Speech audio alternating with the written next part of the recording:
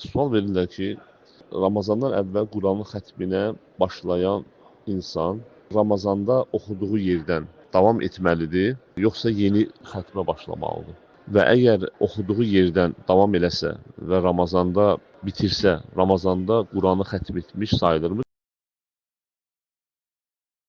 Cavab odur ki, bəli, doğru olan budur ki, insan əgər Ramazandan əvvəl Quranı xətm etməyə, oxumağa başlamışsa, Ramazanda davam eləməlidir. Yəni onu saxlayıb yenidən Quranın xətminə başlaması doğru deyil. Və əgər Ramazanda bitirsə, yenə də Ramazan ayında Quranı xətm etmiş sayılır və bitirdikdən sonra yenidən yeni bir xətmə başlaya bilər.